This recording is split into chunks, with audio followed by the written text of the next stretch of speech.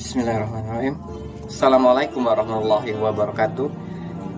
Yang terhormat kepada dosen pengampu Bapak Muhammad Syakir Al-Kausar, SHIMH.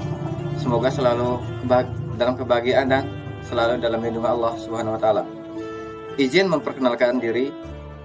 Saya Samsul Ali dari kelas I Muamalah semester 2 akan mempresentasikan makalah saya dalam mata kuliah Ulumul Hadis dengan tema Hadis dan hubungannya dengan Al-Quran.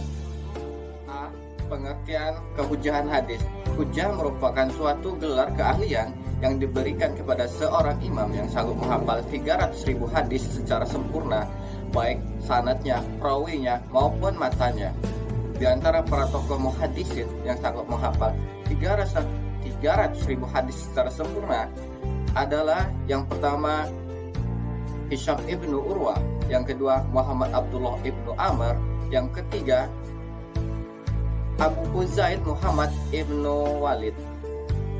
Kemudian yang B, pengertian dalil kehujahan hadis atau sunnah, yaitu adalah suatu jalan, baik itu terpuji maupun tidak terpuji, suatu tradisi yang dibiasakan disebut sunnah.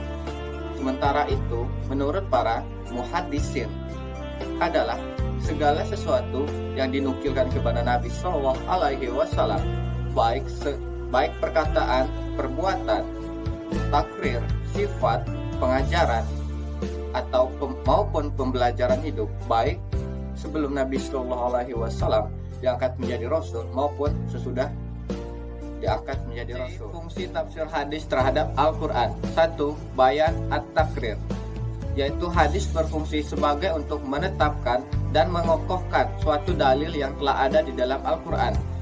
Sebagai salah satu contoh dalam sabda Rasulullah SAW, Bismillahirrahmanirrahim, la yaqbalullahu salata ahadikum iza uhadasa hatta yatawadda, yang artinya tidak diterima sholat seseorang yang berhadas sebelum ia berwudu. Hadis tersebut mentakrirkan dalam Quran surat Al-Maidah ayat 6 bahwasanya kewajiban berwudu sebelum mendirikan sholat. Bayan at-takyid adalah penjelasan hadis dengan memberi batasan terhadap isi kandungan Al-Quran yang masih bersifat mutlak. Bismillahirrahmanirrahim. La taqta'u yadus sariki inna fi rubai naraf yang artinya tangan pencuri dipotong jika telah mencuri seberat seperempat dinar. Hadis riwayat Bukhari. Hadis tersebut mentakyidkan isi kandungan Al-Quran di dalam Quran surat Al-Maidah ayat 38 bahwasanya kedua tangan pencuri harus dipotong. Bayan at-tafsir atau at-tafsir adalah penjelasan hadis dengan memberikan rincian atau tafsiran terhadap ayat Al-Quran yang masih bersifat global, atau bisa juga memberikan syarat atau batasan terhadap ayat Al-Quran yang bersifat mutlak dan lebih mengkhususkan ayat Al-Quran yang bersifat umum. Sebagai contoh, salah satu sabda Rasulullah SAW, Bismillahirrahmanirrahim, Sallu kama ra'aitumuni usalli, yang artinya sholatlah sebagaimana kalian melihat aku sholat. Hadis riwayat Bukhari.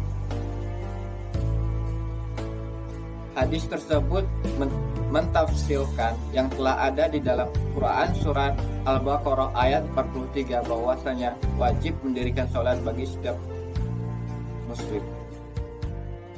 Kesimpulan bahwasanya Al-Quran merupakan sumber hukum utama dan paling utama. Kemudian hadis merupakan sumber hukum dalam Islam yang kedua, merupakan penjelas dari kandungan ayat Al-Quran tersebut. Keduanya merupakan tidak dapat dipisahkan satu sama lain dan saling keterkaitan, namun bisa dibedakan dari berbagai aspek-aspek dan sifat-sifatnya. Mengamalkan hadis merupakan suatu bentuk keimanan kepada Allah sebagaimana mengamalkan Al-Quran tersebut, karena fungsi-fungsi hadis yang sangat dibutuhkan oleh umat Islam. Kenapa? Karena isi kandungan di dalam Al-Quran yang bersifat mutlak dan global, sehingga dibutuhkan penjelasan secara terperinci oleh hadis. bagaimana tata cara melaksanakannya, hukum-hukumnya, batasan-batasannya, dan lain sebagainya, sehingga umat Islam dalam melaksanakan ibadah kepada Allah dapat secara benar dan dapat dijalankan secara benar dan baik. Baiklah, mungkin sekian presentasi dari saya. Kurang dan lebihnya saya mohon maaf, kepada Allah saya mohon ampun. Terima kasih kepada dosen pengampu yang telah membimbing saya. Saya akhiri, wabillahi taufik wal hidayah. Wassalamualaikum warahmatullahi wabarakatuh.